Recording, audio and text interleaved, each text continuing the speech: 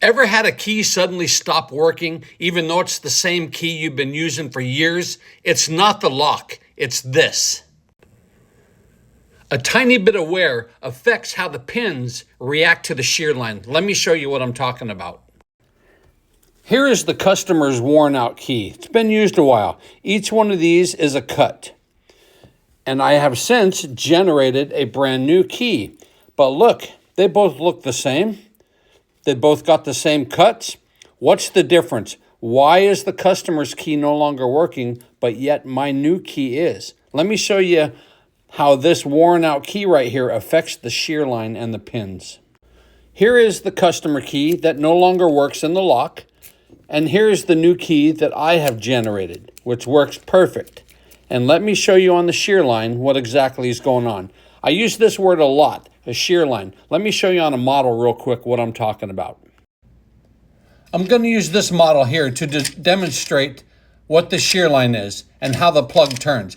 Make sure to subscribe. If you like this video, give me a comment. Have you ever seen anything like this? Let's get back to the video here.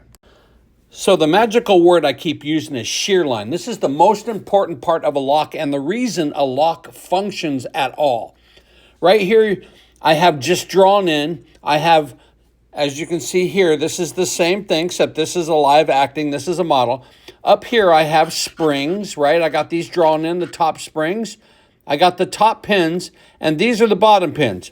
Same thing that we have here in this real lock. This up here is called the Bible. Up here we have active live springs, we have top pins, and then in the plug itself, which is this guy, where the key goes, is called the plug. So when the shear line has to be exact. See this black line right here? It has to be perfectly flat. If any of these pins go up even a fraction of a centimeter, even the thickness of a hair, if they go above that shear line like that, this key will no longer turn, as you can see.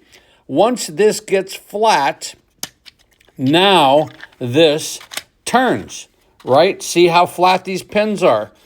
And again, as the key starts to wear down, these points on these pins right here and the key itself, let me show you the points here. You can see right here, these points right here start to wear down, and these points on the key start to wear down. The whole key starts to wear down over time, and things start getting a little stickier. Let me show you an example on a live lock.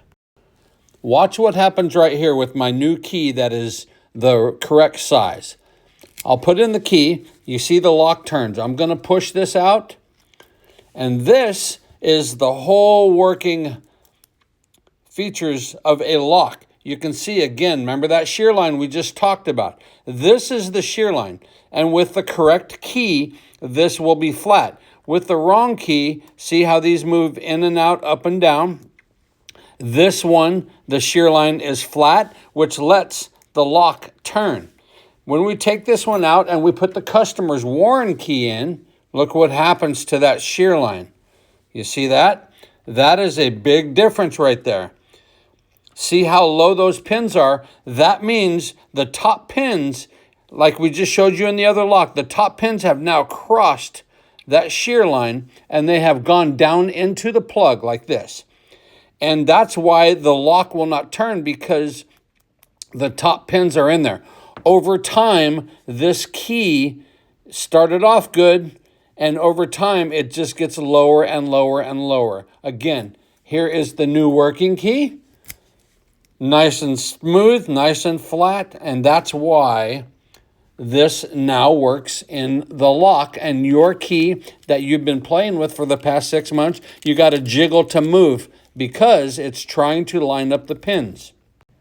So if your key all of a sudden stops working, that's the difference of a new key and a worn out key, and that's what directly affects the shear line. The lock is not broken. A locksmith can fix this for you, but that is a clear example of why the shear line and a worn out key is tied to each other.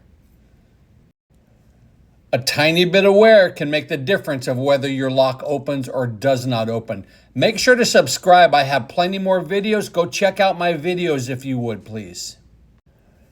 If you have a locksmith topic that you would like me to cover, write in the comments and we'll get a video made for you.